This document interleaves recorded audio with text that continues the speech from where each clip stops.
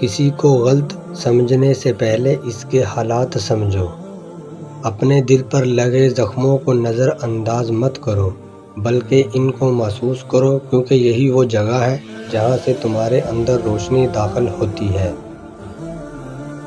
دل چھوٹے ہو جائیں تو بڑے بڑے گھروں میں بھی جگہ تنگ پڑ جاتی ہے۔ جو شخص جتنا مطمئن رہتا ہے وہ شخص اتنا ہی زیادہ دولت مند ہوتا ہے، کیونکہ اطمینان فطرت کی سب سے بڑی دولت ہے۔ سبق دینے کا ماہر ہو گیا ہے زمانہ، ہر کوئی ایک دوسرے کا استاد نظر آتا ہے۔ زندگی بعض اوقات کسی پریشانی کا آنا آپ کو بہت سی پریشانیوں سے بچانے کے لیے ہوتا ہے۔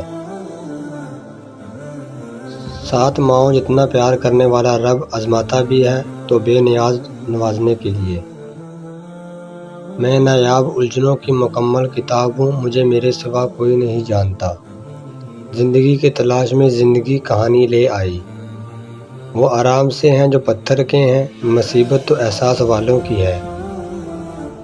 وہ جب اللہ تام لیتا ہے تو کسی اور کی ضرورت ہی نہیں پڑتی۔